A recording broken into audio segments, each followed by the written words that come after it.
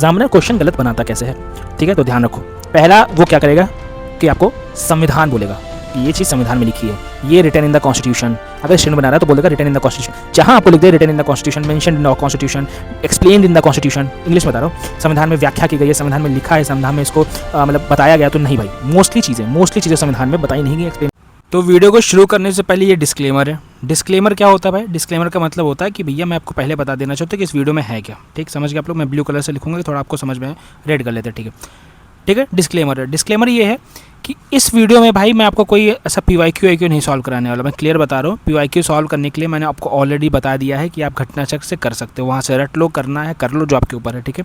दूसरा, रही बात पढ़ाने की, तो जितना मुझे पढ़ाना था, जितना आपके लिए इंपॉर्टेंट था, देखो बाकी के चैनल्स क्या करें, बाकी के टीचर्स क्या करें, मुझे नहीं मतलब है, ठीक है। मैं नहीं कहूँगा कि भाई वो लोग ख़राब करें अच्छा करें, बट मैं इतना कहूँगा कि यार RO का जो प्रीलिम्स है ना, उसके लिए आपको पढ़ना अगर इतना है, मान लो इतना पढ़ना, तो वो लोग पढ़ा इतना रहे हैं, समझ गए। पॉइंट ये है कि भाई उनका अगर पापा वीडियो सिर्फ देखोगे, बाकी जो साल भर पढ़ा है वो छोड़ दो, जो उन्होंने मर्ज करके बनाया एक पापा वीडियो, किसी भी चैनल का उठा के पापा वीडियो देख लो, कंप्लीट वीडियो देख लो, संपूर्ण वीडियो देख लो, मैराथन वीडियो देख लो, महा मैराथन देख लो, जो भी मैं बोल रहा हूँ, आप समझ गए मैं क्या बात कर रहा हूँ। वो टोटल उनका वीडियो अप्रॉक्स 150-200 घंटे का है, 150-200 घंटे का, ठीक है। और मैंने जो पापा वीडियो बनाया बहुत मैक्सिमम होगा तो वो 50 घंटे के अंदर का होगा, 50 भी नहीं होगा, 30 उस घंटे का होगा मैक्सिमम, ठीक है। जिसमें आपका current affair, polity, history, geography, budget, UP special, Hindi सब आप कवर है, ठीक है।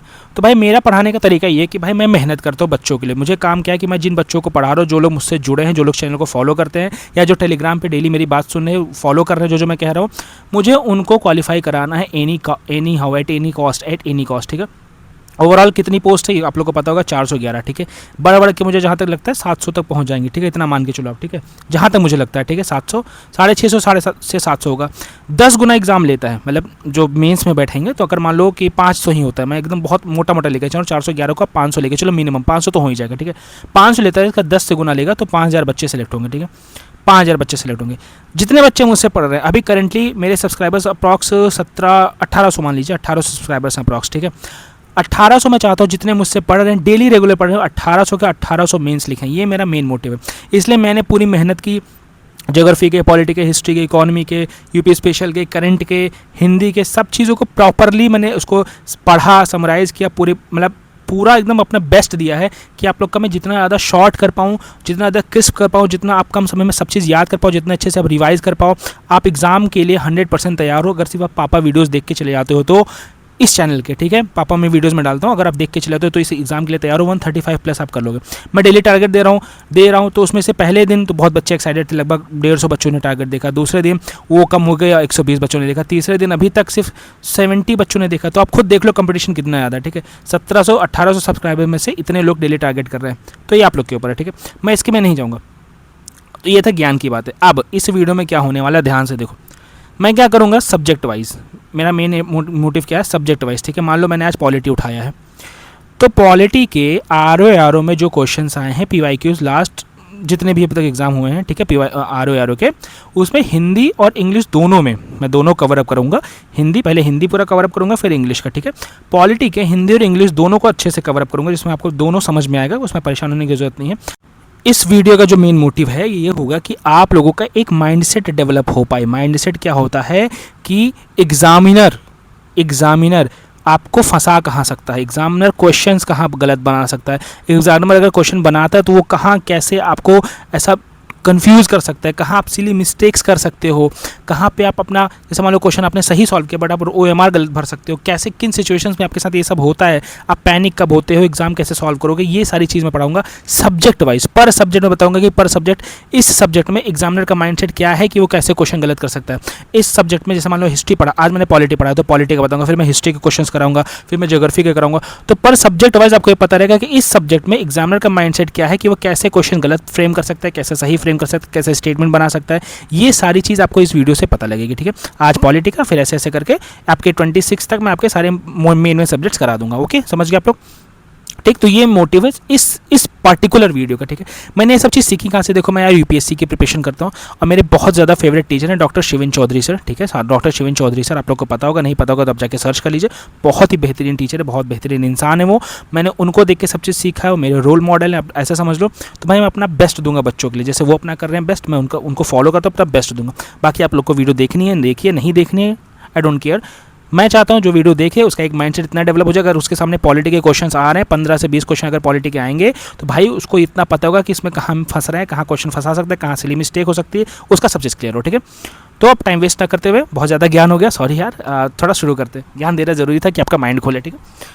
तो देखो मैंने बांटा कैसे है पॉलिटी के क्वेश्चंस को। पॉलिटी के क्वेश्चंस हमारे, मैं थोड़ा कलर चेंज कर लेता हूँ, आई थिंक कौन सा कलर ले लूँ, ब्लैक ले लेता हूँ, ब्लैक विल बी ओके, ठीक है, ब्लैक, हाँ ब्लैक ठीक है। अब देखो ध्यान से कि जो पॉलिटी के हमारे क्वेश्चंस है वो 4 टाइप के होते हैं, 4 कैटेगरी में बांटूंगा, ठीक है, 4 कैटेगरी में, ठीक है। 1 कैटेगरी, 2 कैटेगरी, 3 कैटेगरी, हमारी 4 कैटेगरी, ठीक है, ओके। इसमें मैंने थोड़ी जगह से छोड़ी है क्योंकि आपको थोड़ा इसमें एक्सप्लेन करना है। देखो जो पहली कैटेगरी वो होता है फैक्चुअल, एकदम बेसिक फैक्ट। तो एक होता है जिनको आप एलिमिनेट नहीं कर सकते उन फैक्ट को, ठीक, वो आपको पता है तो पता है, अगर नहीं पता है तो आप उसको स्किप करो, क्वेश्चन को क्या करो, स्किप करो, ठीक, समझ गए। एक होता है कि हाँ फैक्चुअल हैं बट आप एलिमिनेट कर सकते हो, मतलब आपको एक गट फीलिंग आ जाएगी, एक आइडिया हो जाएगा। तो वो आइडिया, वो गट फीलिंग कैसे बने वो मैं यहाँ आपको बताना सिखाऊंगा, ठीक, समझ गए। अब जो आप भाई आपको पता है तो पता, नहीं पता उसको मैं नहीं बता सकता आपको, सिंपल सी बात है, ठीक। आपने अच्छे से पढ़ी होगी, आपको पता होगा, नहीं पढ़ा होगा तो नहीं पता होगा, ठीक है, पहला। दूसरे टाइप का क्वेश्चन आता है कि एग्जामिनर क्वेश्चन को गलत कैसे बनाता है, मतलब जो क्वेश्चन आता है वो स्टेटमेंट वाले आता है, समझ लो स्टेटमेंट वाले, तो एग्जामिनर उस स्टेटमेंट में आपको फंसा कहा सकता है, ठीक। तीसरा आता है हार्श वर्ड, उसको बोलते हैं हार्श वर्ड बोले या हार्ड वर्ड बोले, ठीक है, एक्सट्रीम वर्ड्स बोले, जो आप लोग समझ लो, ठीक है, तीसरा। और चौथा जो टाइप का क्वेश्चन है वो ये है कि बहुत कॉमन सी लैंग्वेज में आपको गलत कर देगा, आपकी अंडरस्टैंडिंग को थोड़ा सा चेंज करके, कॉमन सी लैंग्वेज आपको थोड़ी सी डिफिकल्ट लगेगी बट बहुत कॉमन क्वेश्चन होगा, पॉइंट ये है, ठीक है, समझ गए। तो अब शुरू करते हैं। तो अभी देखो ये जो पहला क्वेश्चन है इसमें क्या है, देखो कहा था किसने कहा था कि संविधान सभा कांग्रेस की थी और कांग्रेस भारत का। अब इसमें आप लगा सकते हो कोई ट्रिक, नहीं, आपका ये बहुत फैक्चुअल है भाई, इसमें अगर आपको आता है तो आता है, नहीं आता है तो नहीं आता। अब रीज़न क्या है, इसमें आप बस इतना कर सकते हो कि एलिमिनेट करना मैं सिखा सकता हूँ आपको कि हाँ 2 पे कैसे चले जाएँ, 3 पे कैसे चले जाएँ। देखो सिंपल सी बात है, क्या है टॉपिक, देखो संविधान सभा कांग्रेस की थी और कांग्रेस भारत का, ये किसने कहा। अब विंस्टन चर्चिल का आप लोगों ने नाम सुना होगा, ये कौन थे हमारे, ये प्राइम मिनिस्टर थे इंग्लैंड के। तो ये क्यों बोलेंगे कांग्रेस सभा के बारे में, इंग्लैंड के प्राइम मिनिस्टर हैं, इनको कोई बोलने की जरूरत नहीं है, ठीक। तो आप ऐसे एक एलिमिनेट कर सकते हो, ठीक है। दूसरा क्या हमारे लॉर्ड माउंटबेटन जी, लॉर्ड माउंटबेटन जी ने क्या बोला, लॉर्ड माउंटबेटन जी क्यों नहीं बोल सकते, इसका रीजन आप जान लो। लॉर्ड माउंटबेटन इसलिए नहीं बोल सकते क्योंकि वो इंडिया के तरफ से थे, इंडिया, अगर मैं इस तरह बोलूँ कि लॉर्ड माउंटबेटन ऐसे गवर्नर या वाइसरॉय हमारे रहे हैं जो इंडिया से कुछ लगाव रखते थे, ठीक है। तो इनके बारे में आप लोगों ने थोड़ा बहुत पढ़ा होगा, तो ये आप यहाँ पे इनको हटा सकते हो, ठीक है, ठीक है, समझ गए आप लोग। नेक्स्ट अब 2 मैंने तो यहाँ पे कैंसिल करा दिया, ठीक है। अब CR एटली भी कौन थे, हमारे PM थे, इनसे पहले चर्चिल से पहले एटली PM थे, ठीक है, समझ गए आप लोग। तो यहाँ से इनको हटा सकते हो, तो अब यहाँ तक जा सकते हो, बट इतना माइंड आपका एग्जाम में काम करेगा तब तो, इसलिए मैं बोलते हैं ये बहुत फैक्चुअल है। अगर ऐसे क्वेश्चन आते हैं, आपको आते नहीं आते तो नहीं आते, उसको आप क्रॉस कर दोगे, ठीक है। अब ये देखो ये क्वेश्चन, ये वो वाले क्वेश्चन जो फैक्चुअल तो हैं बट आप गट फीलिंग तक जा सकते हो। कैसे जा सकते हो, ध्यान दो, इसमें लिखा है भारतीय संविधान में मौलिक कर्तव्यों का विचार लिया गया है। कहाँ से लिया गया ये क्वेश्चन है, ठीक है, कहाँ से लिया गया। आप देखो मौलिक कर्तव्य की बात हो रही है, मौलिक कर्तव्य मतलब हमारी फंडामेंटल ड्यूटीज़ इंग्लिश में बोलते हैं। अभी मैं इंग्लिश में भी जाऊँगा, प्रॉपर पेपर है इंग्लिश का, डोंट वरी, अभी हिंदी में समझो, ठीक है। फंडामेंटल ड्यूटीज़ की बात हो रही है कि हमारे भारतीय संविधान में फंडामेंटल ड्यूटीज़ कहाँ से ली गई। अब ड्यूटी की बात हो रही है तो ब्रिटिश गवर्नमेंट यहाँ से पहले कट कर दो। कैसे कट करोगे, आप सोचोगे सर आप कैसे कह रहे हो कट करने के लिए, तो रीज़न ये है कि हमारे यहाँ ब्रिटिशर्स ने राज किया अप्रॉक्स 300 साल। आपने अगर कभी भी सुना कि ब्रिटिशर्स ने बोला हो कि ये आपकी ड्यूटी है, ये आपको करना कंपलसरी नहीं, सिर्फ आपने सुना होगा लैंड बनाया, ये बनाया हुआ, क्यों ड्यूटी वर्ड आपने देखा नहीं है, तो यहाँ से आप कैंसिल कर सकते हो। मैं भी गट फीलिंग तक जा रहा हूँ, आपको बता रहा हूँ एलिमिनेट करना, ठीक है। दूसरा हो गया हमारा अमेरिकन संविधान, ठीक।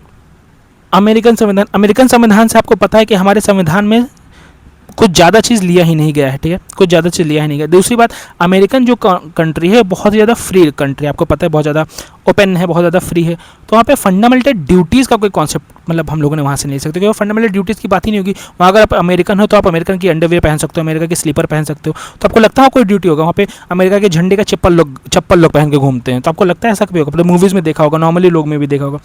तो वहाँ ड्यूटीज़ का कोई कॉन्सेप्ट नहीं हो सकता, ठीक है। अब आपका 2 बचा, रशिया और फ्रांस। अब इनमें आपको कन्फ्यूजन हो सकता है, ठीक, इसलिए मैं बोलता हूँ ये गट फीलिंग वाली है। तो अब रशिया में देखो, रशिया में क्या आपने व्लादिमीर पुतिन का नाम सुना होगा, बहुत ज़्यादा स्ट्रिक्ट है ये सब है, तो ऐसा करके आप गेस कर सकते हो। है तो बहुत, मैं जो बता रहा हूँ चीज़ आपके एग्जाम में नहीं आएंगी, इसलिए मैं इनको उस कैटेगरी में रख रहा हूँ कि आपको नॉलेज भी होनी चाहिए, प्लस आप अगर गेसिंग चाहो, फैक्चुअल में गेसिंग चाहो, तो इस तरह आप लगा सकते हो। समझ गए? अब ये क्वेश्चन देखो, निम्नलिखित में से किस एक अधिनियम ने भारत में संघीय शासन की व्यवस्था दी?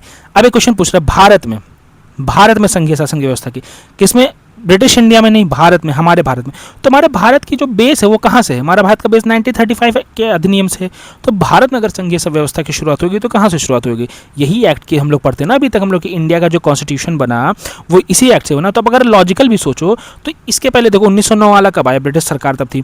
1919 वाला क्या, जब ब्रिटिश सरकार थी। तो स्वतंत्रता अधिनियम आपने कभी पढ़ा भी नहीं होगा कि कॉन्स्टिट्यूशन में यहाँ से ज़्यादा कुछ लिया गया। हमारा बेस क्या, 1935 वाला। तो अगर आपको नहीं भी आता है कि भाई संघीय व्यवस्था किसने शुरू की, तो आपको इतना पता ना कि भारत की संघीय व्यवस्था अगर शुरू हुई है तो हम लोग नए कॉन्स्टिट्यूशन भी फॉलो कर रहे होंगे क्योंकि हमारा भारत है। तो हम लोग कहाँ से लिए होंगे? एक ही जगह है, 1935 से। तो ये आपका समझ गए लॉजिकल बेसिंग।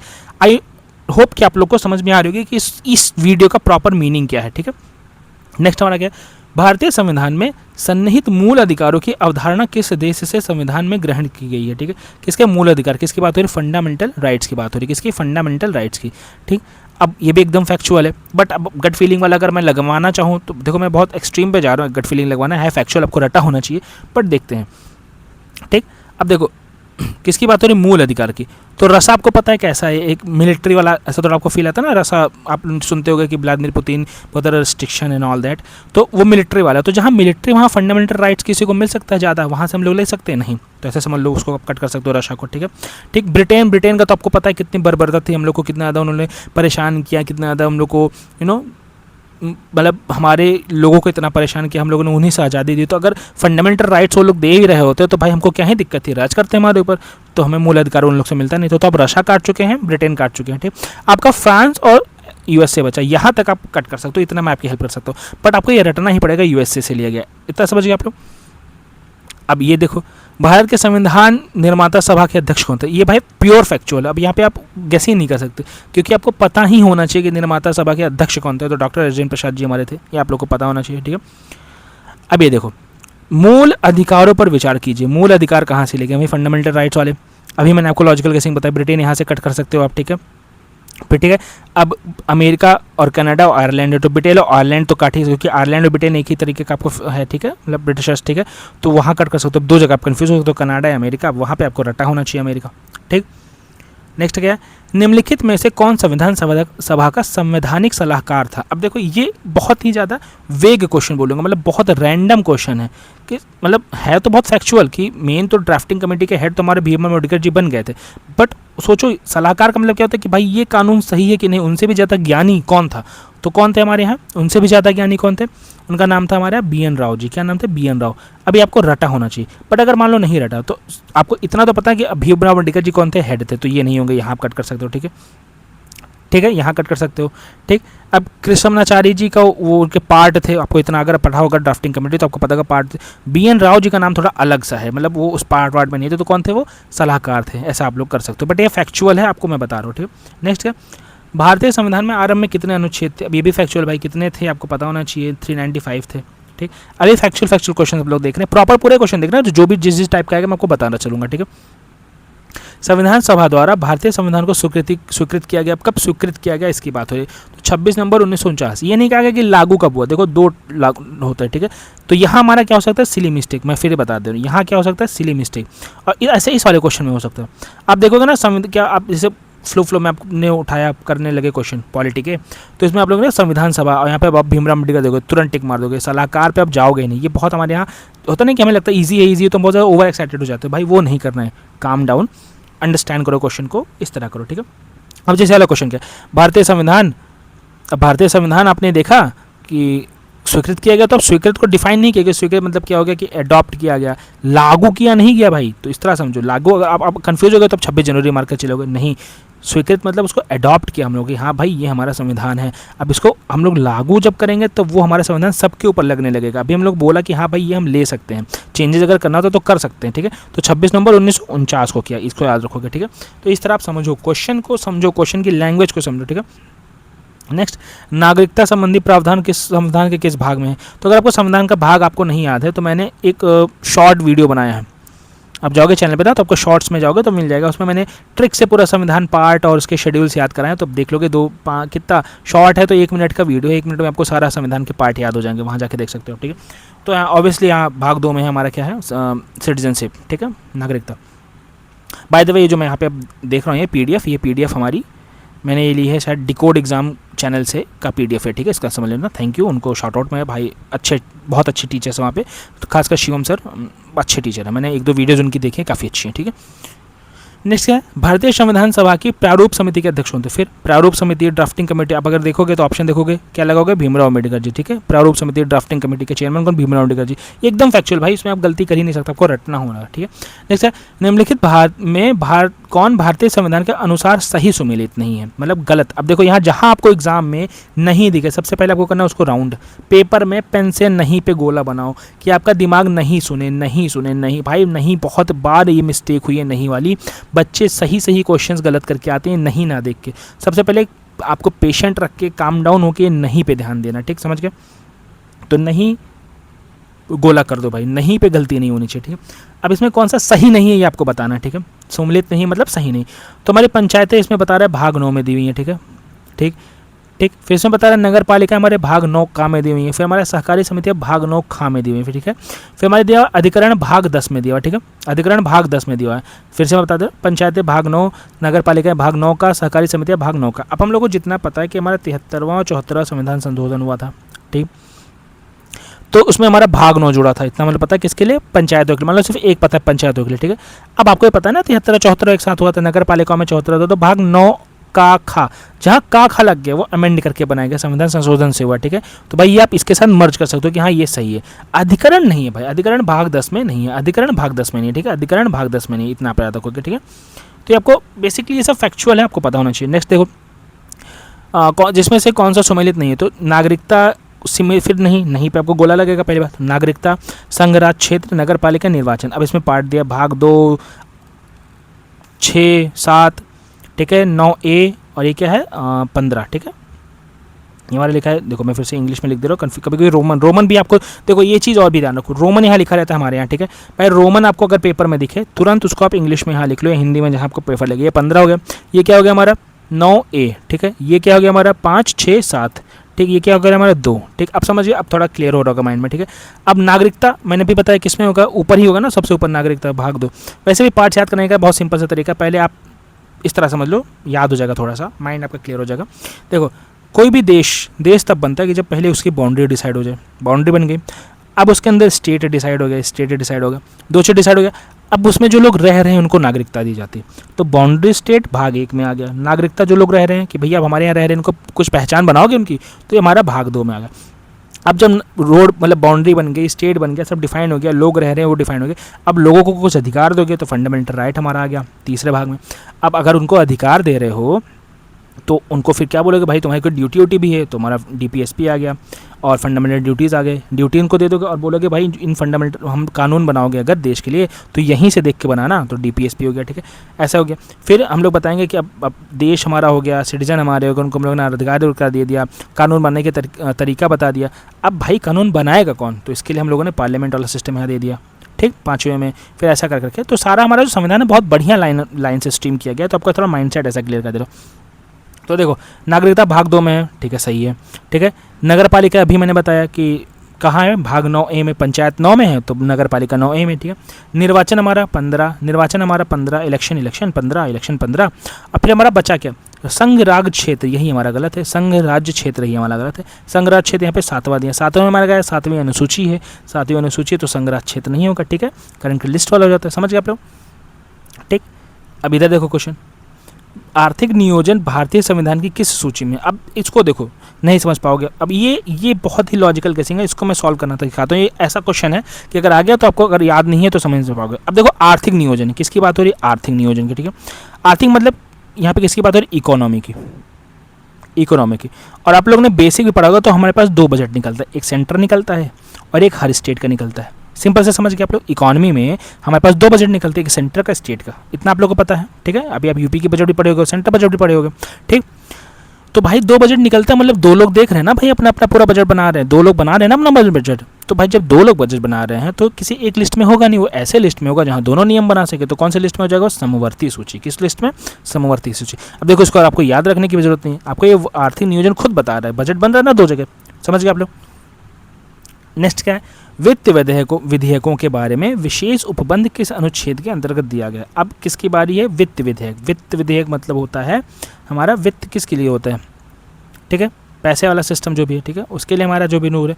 तो हम लोग को पता है कि विशेष उपबंध की बात हो, ये नहीं बोले कि वित्त विधेयक है किसमें। तो 118 हम लोग को पता है, ठीक, हमारा 118 में है मनी बिल वाला सिस्टम, ठीक है। अब अगर तुम खुद सोचो, मान लो कि 118 में मनी बिल है, तो उसके पीछे हमारे यहाँ बताया जाएगा कि मनी बिल आता कैसे है, और आगे बताया जाएगा कि मनी बिल को और आगे फॉरवर्ड कैसे करना है, ठीक है। अब इसमें क्या दिया है? स्पेशल उपबंध।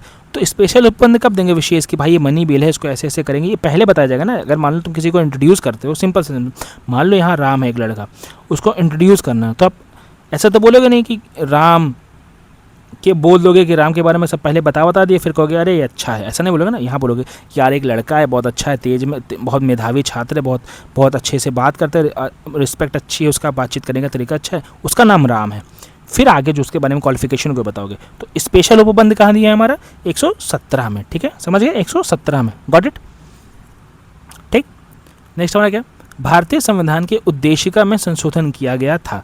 अब बहुत सिंपल सा क्वेश्चन है कि उद्देशिका में संशोधन किया गया। उद्देशिका मतलब प्रियम्बल की बात हो रही है, उद्देशिका मतलब प्रियम्बल की बात हो रही है। अब प्रियम्बल में संशोधन किया गया तो एक ही बार हुआ है 42 वाले में, ये आपको याद होना चाहिए भाई, ये रटने वाला फैक्ट है। अगर मान लो रटने वाला नहीं भी होता तो मैं इसको थोड़ा, अगर आपको थोड़ा गेसिंग वाला देखना है तो ये देखो 44वां दिया है, 24वां दिया है, 17वां दिया है।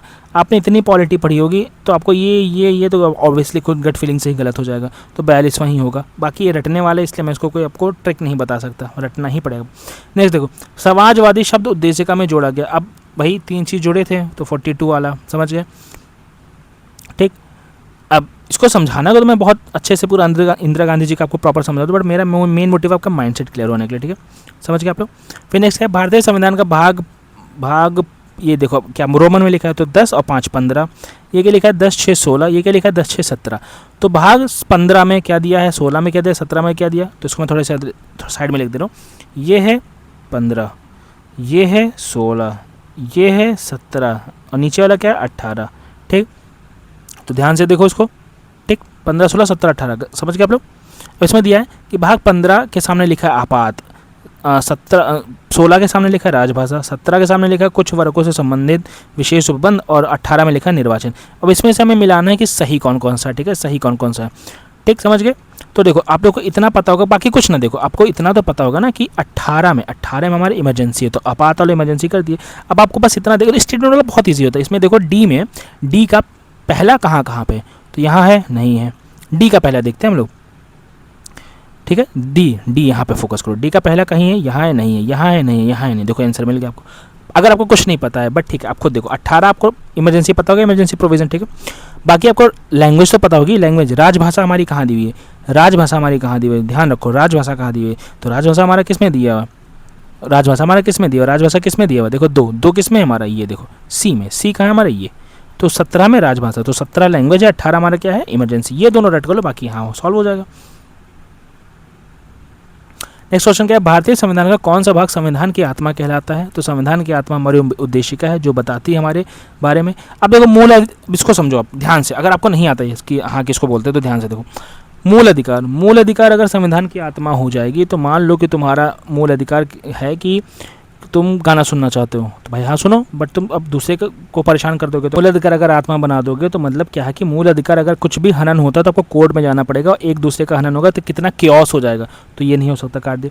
राज्य के नीति जैसे तो मान लो कि बन गया कि हाँ भाई आपको इसी हिसाब से रूल बनाना है, नीति से यही तो होता है ना डीपीएसपी का काम, कि आपको लॉ कानून बना तो उसके थोड़ा उसी के रूपरेखा उसी के हिसाब समान रखो, ठीक है।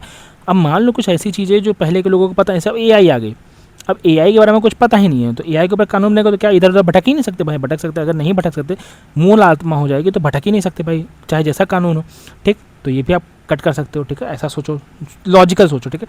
संवैधानिक उपचारों का अधिकार, संवैधानिक उपचारों का अधिकार नहीं भाई, ये तो भाई वैसे ही खत्म कर देगा संविधान को पूरा। तो बचा क्या उद्देश्य का, किसकी बात है, आत्मा। भाई बता कौन रहा है आत्मा, मतलब आत्मा क्या करती है, आत्मा ये कहती है कि भाई इस आपकी फीलिंग क्या है, आप क्या इसके बारे में बता रहे हो, क्या इसका मेन पर्पस है, गोल सोल ऐसा समझते हो। तो उद्देशिका का मेन पर्पस वही बताता है ना संविधान के बारे में, समझ गए आप लोग, ठीक है। अब आई होप आप लोग को हिंदी वाली चीज़ें समझ में आ गई होंगी कि कैसे कैसे आपको करना है, ठीक है, अंडरस्टैंडिंग कैसे बनानी है, आपको कैसे करना है, ठीक है, आपको कैसे PYQ सॉल्व करना है, आपको कैसे एलिमिनेशन करना है, ठीक है। अब जैसे ये एक क्वेश्चन ये देखो आजकल बहुत ज़्यादा प्रचलित है स्टेटमेंट वाला, मतलब कथन एंड कारण वाले, तो ध्यान से देखो बहुत ईजी लगते हैं मुझे। रीज़न भी कि भाई अगर एक भी आपने एलिमिनेट कर लिया तो आपको दूसरा आंसर मिल जाता है। क्वेश्चन देखो क्या, ध्यान से, नीचे 2 वक्तव्य दिए गए हैं, ठीक है, एक कथन कहा गया, आर को कारण। अब कथन क्या है, मतलब कहा क्या गया है, कोई व्यक्ति उपराष्ट्रपति निर्वाचित होने का पात्र तभी होगा जब वह राज्यसभा के सदस्य होने के लिए आहर्त हो, ठीक है,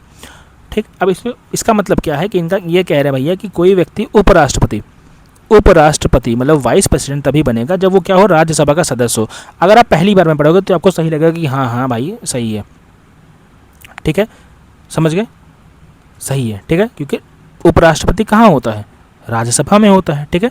तो उसका क्या हो रहा है, चुनाव होने के लिए उसका क्या होना, अहर्तता देखी जा रही है। मतलब ऐसा नहीं दे रहा कि चुनाव के बाद, क्योंकि हम लोग ये पढ़ा कि वाइस प्रेसिडेंट किसी भी पार्ट नहीं होता, बस वो राज्यसभा का हेड होता है, ठीक है, किसी भी सभा का पार्ट नहीं होता। बट इसमें अहर्ता पूछी गई, किसके चुनाव होने की पात्रता पूछी गई, तो ध्यान रखोगे, इसको भटकोगे नहीं।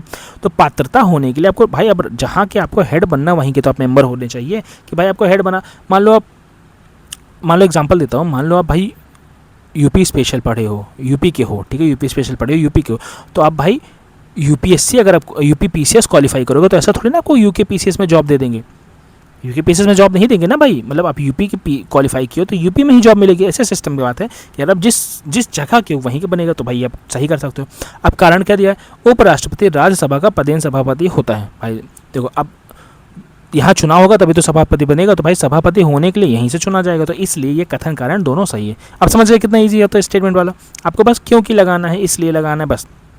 नेक्स्ट देखो कथन, देखो और देखो कौन सा सही, स्टेटमेंट वाली ये होते हैं, ठीक है। अब ध्यान देखो, 2 स्टेटमेंट बाकी 4-5, इस बार मुझे लगता है 3-4 स्टेटमेंट मिनिमम रहेंगे, तो इस तरह ध्यान से देखो। क्वेश्चन क्या है, राष्ट्रपति की तरह उपराष्ट्रपति का चुनाव भी अप्रत्यक्ष होता है। तो राष्ट्रपति का चुनाव कैसा होता है, अप्रत्यक्ष, मतलब कि भाई जो हम लोग जिनको चुन के भेजते हैं वो लोग फिर आगे राष्ट्रपति चुनते हैं, ठीक।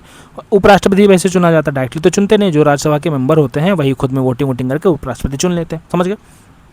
तो ये तो भाई सही है, ठीक, ये तो आप गलत नहीं करोगे, ठीक। दूसरा वाला पढ़ते हैं, राज्य की विधायिकाओं को के सदस्य दोनों के चुनाव में महत्वपूर्ण भूमिका निभाते हैं। अब इसको मान लो आपने प्रेसिडेंट के बारे में ढंग से नहीं पढ़ा, ठीक, वाइस प्रेसिडेंट के बारे में ढंग से नहीं पढ़ा, अब इस स्टेटमेंट को आप सही मानोगे या गलत। तो अगर पहले सेंटेंस में देखो तो भाई हाँ सही मान सकते हो, बट इसको देखो गलत कैसे किया होगा। अगर आपका माइंडसेट थोड़ा सा एक्टिव है, थोड़ा सा आप ऐसा थोड़ा लॉजिकल सोचते हो, क्या बोला गया, राज्य की विधायिकाओं के सदस्य दोनों के चुनाव में महत्वपूर्ण भूमिका निभाते हैं। अभी राज्य की विधायिकाओं की बात कर रहा है। अब राज्य की विधायिकाएं कभी भी क्या होता है कि राष्ट्रपति के चुनाव में पार्ट नहीं लेती, ठीक है, वाइस प्रेसिडेंट में तो ले लेती, क्योंकि क्या है वो राज्यसभा का हेड है, तो राज्यसभा में राज्य विधायिका कर सकती, कोई दिक्कत नहीं। बट प्रेसिडेंट किसका हेड है, प्रेसिडेंट सेंटर का हेड है। तो खुद सोचो, जो सेंटर का हेड है उसमें राज्य की विधायिकाएं क्यों पार्ट लेंगी, उसके लिए प्रॉपर पार्लियामेंट बनाया गया है ना। तो यहाँ पे क्वेश्चन क्या है, क्वेश्चन अगर सही होता, यहाँ पे अगर लिख देता कि दोनों की जगह से राज्य लिख देता है उपराष्ट्रपति, तो आप सही कर देते इसको, बट यहाँ पे दोनों दे दिया, जबकि प्रेसिडेंट तो हमारा सेंटर का हेड है ना भाई, है तो स्टेट बोलते तो स्टेट का हेड, बट स्टेट का मतलब वहाँ सेंटर होता है, पूरे इंडिया का हेड, ठीक है, समझ गए, गॉट इट। अब ये वाला देखो, यहाँ पे कितने 4 स्टेटमेंट है, ध्यान से देखो इस क्वेश्चन को, मैं एक एक क्वेश्चन को प्रॉपर बता रहा हूँ आपको कि आपका माइंडसेट थोड़ा खुले। ध्यान से देखो, भारत का उपराष्ट्रपति भारत के द्वितीय उच्चतम प्रतिष्ठित पदाधिकारी है, ठीक है, नहीं मालूम आपको, चलो ठीक है कोई बात नहीं, टिक लगा दो। दूसरा, के पास पद के संबंध कोई औपचारिक कार्य दायित्व नहीं है, ठीक है, चलो नहीं पता आपको, टिक मार दो। राष्ट्रपति की अनुपस्थिति में उसके कार्य का निर्वहन करता है, भाई ऑब्वियस सी बात है, ये तो आपको पता होगा, उपराष्ट्रपति कहता है अगर राष्ट्रपति अनुपस्थित है तो उसके कार्य का निर्वहन करेगा उपराष्ट्रपति, तो ठीक है, ये आप सही कर सकते हो, इसको गोला कर दो, सही किया, ठीक है।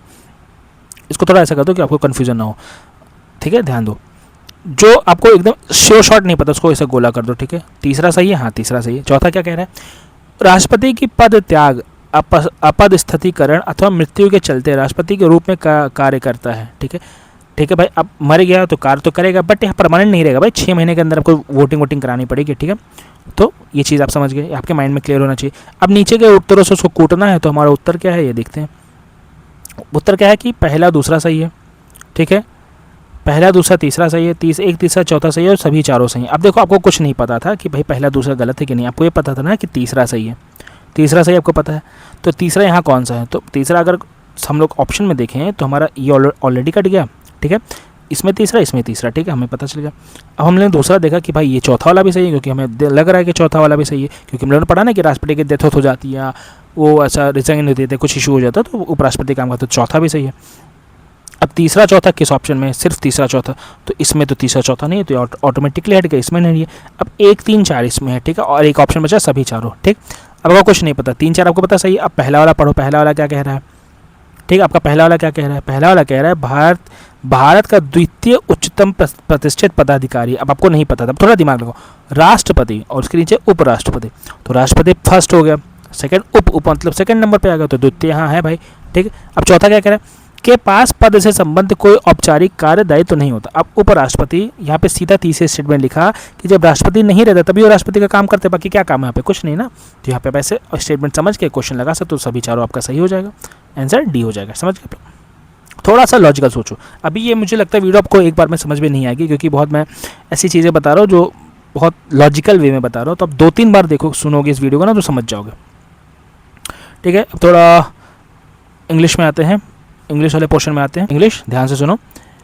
विच schedule contains provisions as to at the administration and control and schedule areas and schedule tribe administration to the administration and control of schedule areas, यहाँ ऑफ होगा भाई, यहाँ एंड लिख दो भाई, मैं थोड़ा इंग्लिश इतना खराब कैसे, ठीक है, ठीक समझ गए।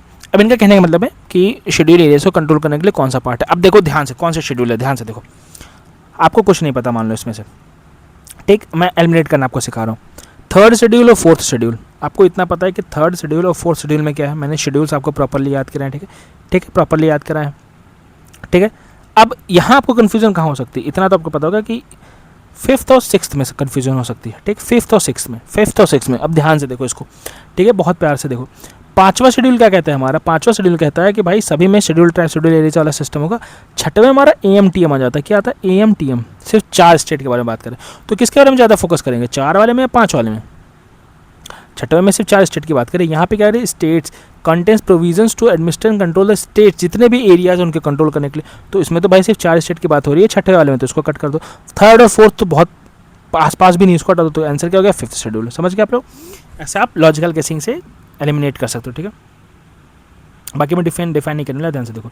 नेक्स्ट क्या है, ये टेक्स्ट बुक का भाई, टेक्स्ट बुक से मैंने डाउनलोड किया, थैंक्स टू देम, पहले बता दे रहा हूँ भाई, कोई क्रेडिट वेड नहीं ले रहा, तो भाई कुछ ऐसा मत लगा देना, ध्यान से समझो। ओ सॉरी,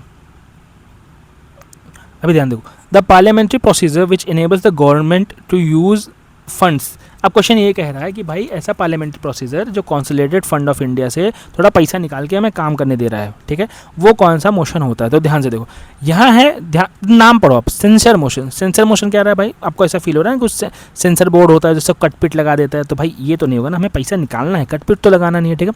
दूसरा क्या है, point of order. Point of order मतलब किसी बात पे पॉइंट आउट करना है, ऑर्डर बनाना, तो भाई ये भी तो नहीं सुन रहा है, ठीक है। एक यहाँ पर नन ऑफ द वेब, तो ऑप्शन ही नहीं है, नन ऑफ द, उसको कट कर दो। वोट ऑन अकाउंट, ये देखो वोट करे किसके लिए, अकाउंट पे वोट, ऐसा अकाउंट तो थोड़ा फील हो रहा है ना एक्सपेंसिव पे, तो वोट ऑन अकाउंट ये होगा आपका आंसर, ठीक है।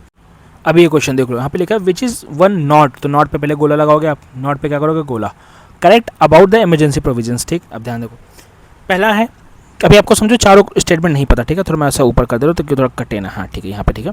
तो देखो पहले आपने नॉट पे सर्कल किया, अब आपको स्टेटमेंट नहीं पता चारों, ध्यान दो। Under article 352 emergency can be announced only on return advice of the cabinet. तो भाई प्रेसिडेंट इमरजेंसी अनाउंस कब करेगा, जब कैबिनेट उसे लिख के देगा, बोलेगा भैया हाँ देखो अनाउंस कर दो। वैसे खुल के नहीं बोल सकते, इतनी बड़ी चीज़ आप ऐसे ऊपर ऊपर बोल दो अरे कर दो, अनाउंस कर दो, अरे हाँ भाई कर देते, ऐसा नहीं हो सकता भाई, आपको रिटर्न प्रूफ देना पड़ेगा ना। तो हाँ भाई ये सही है, इसको टिक मानेंगे, ठीक। आपको कुछ नहीं पता, मैं तब भी बता रहा हूँ, ऐसा एलिमिनेट करने का तरीका। दूसरा क्या, president rule can be impose in any state for maximum 3 years। भाई कैन भी लिखा हुआ है, कर सकते हैं भाई 3 साल तक, भाई ठीक है कर सकते हैं, कोई दिक्कत नहीं। अब यहाँ पे लिखा है president rule has been impose in Rajasthan state 4 times। अब आपको एग्जैक्टली नहीं पता, इसको थोड़ा राउंड मान लो, क्योंकि भाई 4 बार लग सकता है, 5 बार लग सकता है, 6 बार, आपको क्या पता राजस्थान में कितनी बार लगे। बट हमें क्या देखना है, नॉट करेक्ट, तो ये हम गलत भी नहीं मानेंगे, सही भी नहीं मानेंगे, क्योंकि फैक्चुअल है, ठीक है। आप इसको हम ऐसे रहने देते हैं। आखिरी स्टेटमेंट पढ़ते हैं, a term armed rebellion was inserted in the constitution bye 42nd amendment. अब यहाँ आप ध्यान से देखो, हम लोग को पता है इंदिरा गांधी जी के टाइम में उन्होंने इमरजेंसी लगाई थी। उस इमरजेंसी को लगाने के लिए उन्होंने 42वां संविधान संशोधन किया था। तो भाई सॉरी, और उन्होंने लगाया किसके लिए था? इंटरनल डिस्टर्बेंस के नाम पे लगाया था।